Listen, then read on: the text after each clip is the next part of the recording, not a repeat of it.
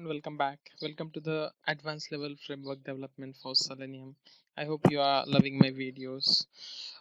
This is video number 7 where I'm going to talk on how to create a thread safe driver, basically a WebDriver object reference. Okay, so I'm going to split this videos into two parts because it might go a bit lengthy because I need to create two things, BrowserFactory and DriverFactory. What is that? I'll explain.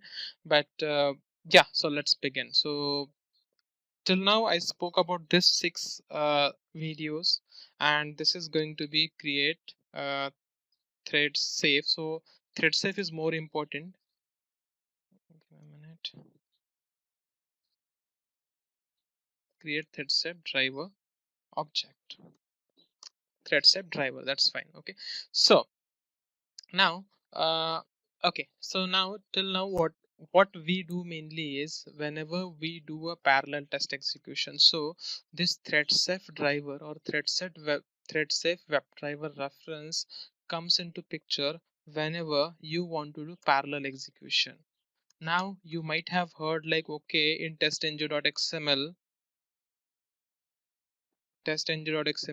you can do few settings, like you can put the mode, what mode you want to execute your test cases in parallel, whether that should be methods or whatever classes or tests, and you can update the thread count so that your test execution will run in parallel. But in actual it will not work correctly because you are not making your WebDriver reference or a driver object as a thread safe. So you can give a try, just create 3-4 test cases and just make the thread count and try executing your uh, choose the method as choose the parallel execution method as methods and thread count as, let's say, 3 4 5, whatever you want, and just try running the test cases in parallel. It might launch those many browser windows, but when actual test execution is happening it will fail. Okay, and why it will fail I'll let you know in some time. Okay, but the point here is, if you want to do parallel test execution means if you want to execute multiple test cases in at a time. Okay, now there are two different ways. Okay, so let's say there are two different ways. One way is on same machine I can run in multiple instances, right? So here in this case I would need thread safe driver object, and I might prefer using Selenium grid. Okay, so about this Selenium grid I'll be focusing on at the last of the sessions, maybe last 3-4 sessions before I jump onto Docker part. Okay, so that time we'll talk about how we can do the parallel test execution on Selenium grid. But yes, thread safe driver object is very much required nowadays, right? Because by using a static WebDriver reference we are not going to save our actual execution time. If your execution is taking it too long, I'll take you one real-time example. We had developed one very small framework for one very small application, and earlier it was taking close to, let's say, 90 minutes for executing thousand not thousand for executing almost 110 test cases. It was taking 90 minutes. Okay, but what we did is we used a threadsafe driver, and in fact that was the existing framework which we modified for threadsafe driver. So now I'm executing minimum 5 threads at a time. Okay, I'm saying minimum 5 threads at a time. So now it is like 90 divided by 5. So it is almost like 18 minutes. Okay, in almost 18 minutes I am completing my test execution for 110 test cases. Okay, I did tried it for 10 thread counts as well. It was Cucumber actually. So I was able to finish it in just in 10 minutes, but a few test cases were failing because the system performance was not that high, but 5 was pretty good. Okay, so I was saving a huge time with that. So ultimate point is thread safe driver is pretty important. Now let's jump to actual part. Okay, as I said, I'm going to make it into two parts, threadsafe driver video. In the first part I'll tell you basically we need to create two things. First thing what we need is we need BrowserFactory. Okay, and second thing what we need is DriverFactory. Okay, so these are just the class names what I have given. Okay, but you can give any meaningful name. Okay, and in this particular session I'm going to create a BrowserFactory. we most of us might know what browser, like what and all I'm going to do now in that.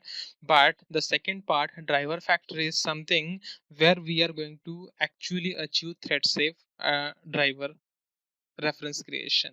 Okay, and that is with the help of something called as thread local class. Okay, so that is something I'll spoke next video, but in this video I'll create a browser factory. Okay, and what it is, let's understand. Let me go to my Eclipse and let me go to my advanced level framework, and that is something I'm going to create into a package called as test base. Okay, under test base, let me right click and let me create a class called as browser factory. Okay, okay, browser factory class is created.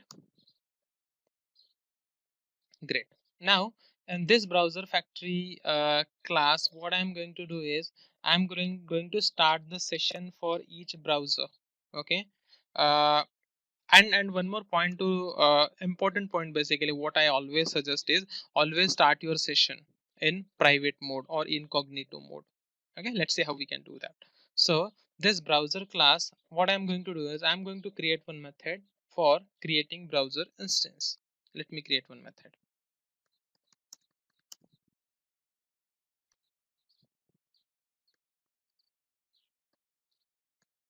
You can give any meaningful name. Okay, create browser instance, and what I'm expecting, when I call this particular method, you should supply me with what browser type you want to launch. Okay, so it could be you can create a enum, or you can get the value from properties file, or you can get directly value from testengine.xml, whatever you want to go with, right? So here for now I do prefer personally using a properties file, because I feel that okay, it is easy for maintenance, because once my framework is created I hand over it with some other guys who can take care of that, right? So for that I feel updating config.properties is a bit easy. Okay, string what browser I am going to launch. Okay, now what this particular method is going to do, this particular method is going to create a WebDriver object. Create WebDriver object for given browser. Okay, so the return type. So when I say create browser instance, that means return. Okay, let us update that later on. For now, it should be fine.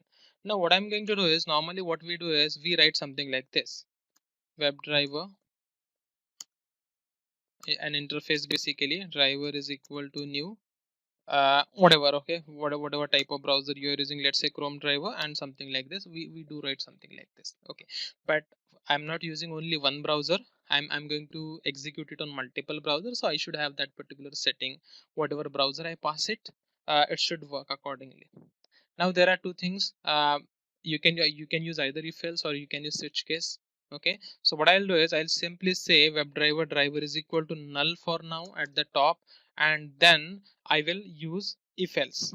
Okay, so what I'll do is I will check if my browser, whatever browser value you are passing to me, is if browser dot equals, I would say equals ignore case, and let's say if it is Chrome, then I will write some code to launch my Chrome browser. Okay, here I'll say else if, and the same part basically.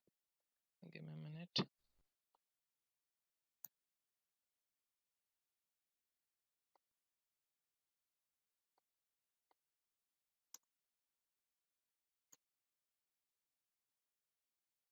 Else if, and here else if. Okay, second time I'll check it for, let's say, Firefox, and third time I will check it for IE or Internet Explorer, however you want to do that. Okay, and then finally once this complete things is done, I am going to return this particular driver. So whoever is going to call this particular method called as create browser instance, he is going to supply what kind of browser I'm going to use, and then he should get the respective WebDriver instance. Okay, so I should return a driver, and If so, I should change the return type to WebDriver. Earlier I did made it as a void, but now I should change it to WebDriver. Great. Now, what if it is Chrome? If it is Chrome, what should I do is I should do driver is equal to new Chrome driver. Driver is equal to new Chrome driver. That's it. Okay. And is this sufficient? No, we need to do few more things. I'll come to that. If it is Firefox driver, we should update to new Firefox driver. And if it is Internet Explorer, I'll say driver is equal to new Internet Explorer driver. Great. Okay, it's not done because we need to do the setting for driver executable, right? If you remember, we do something like system.set property, and then we do set the reference of webdriver.chrome.driver, and then we download driver executable and assign it there, right? So we do that stuff manually, but in order to do that stuff with automation, what we do is we use something called as WebDriver Manager. Okay, I did created one detailed video on WebDriver Manager. Just search on my YouTube channel. So WebDriver Manager is coming from this particular package, ivo.github.bonigerisia.wdm. And why I got that particular package, because in my pom.xml I have included WebDriver Manager dependency. You see WebDriver Manager dependency, and I believe that's the latest one I have 4.2. Okay, WebDriver Manager. What kind of browser I am interested in? I am interested in Chrome driver. Dot. There is a method called as setup. Pretty simple. Similar stuff I should do with Firefox browser, and similar stuff I should do with Internet Explorer. The only thing I need to change is here. Now for Firefox driver, I should make it as Firefox driver, and for Internet Explorer driver, I should make it as IE driver.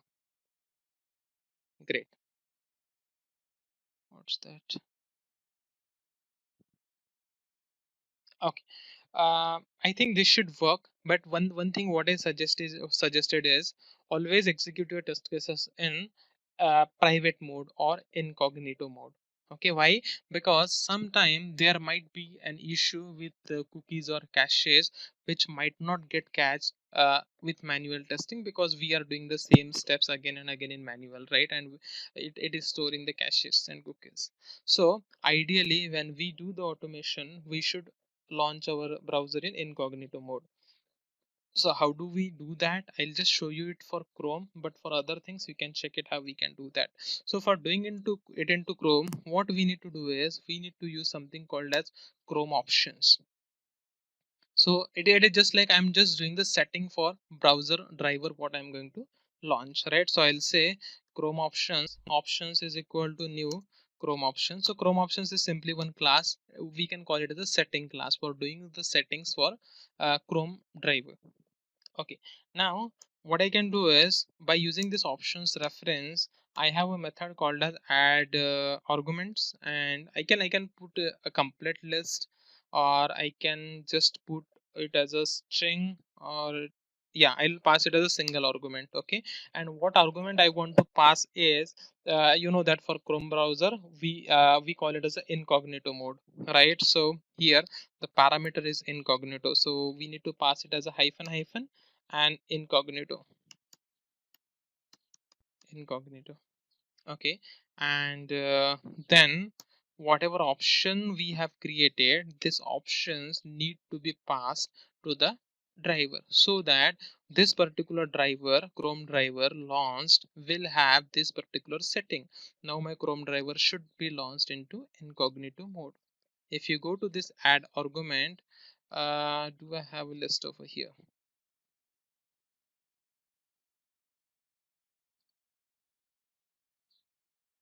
Okay, so one thing you can see here is if you want to execute your test cases in headless mode, you can pass the parameter or argument as a hyphen headless. You will not see your launching your browser. That is something we can try.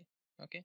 Okay, so I have that list somewhere. I'll show you, not now, but yeah, sometime I'll show you. So this is what, so this is how I can launch my Chrome browser, and I can do that executable setup and incognito mode. If I want to do the same thing for Firefox mode, what I need to do is there is a class called as Firefox options. Let me put it here.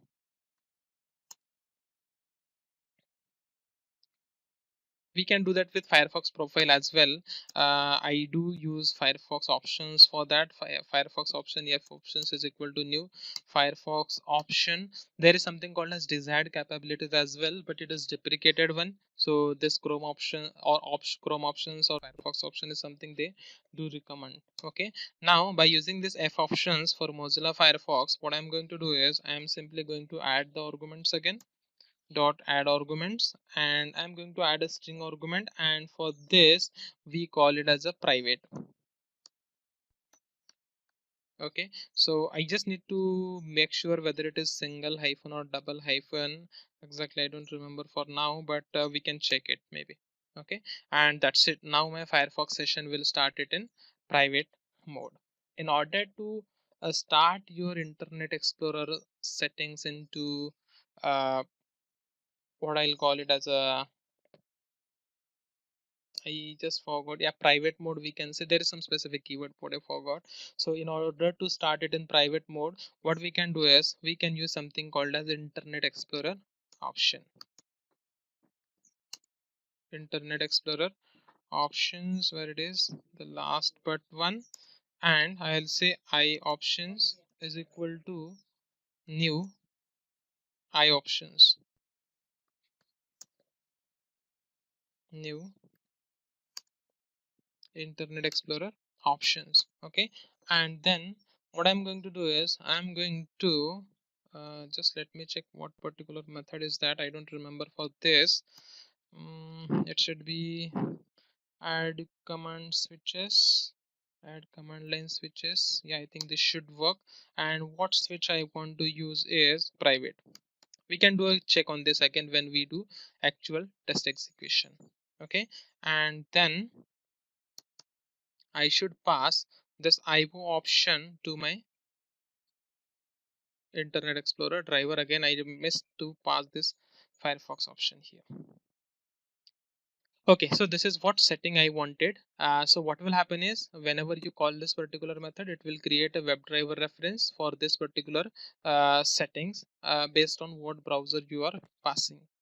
Okay, there might be few extra settings like you want to uh, accept SSL settings, or you want to turn off native events, or you want to ignore Zoom settings, or you want to start it with clean session always by uh, creating keys. So you can do all those, or you might want to disable the pop-ups or alerts what you receive on the start. So we do have all the arguments. Okay, so you can explore more on this argument side. I cannot write all of them here because that is purely on need basis. Okay, one thing what I do use and what was needed is so when I was using Chrome browser, I don't remember exactly if it is there with the current Selenium version, but when I was using 3.14 and version 72 or something, which was before 70, sorry 84, before Chrome driver 84, I was seeing lot many timeout messages. Okay, for Chrome driver. So what we need to do is we need to do system settings. So what do I do is system dot set properties, set property, and I want to set one key as webdriver.chrome.silent output.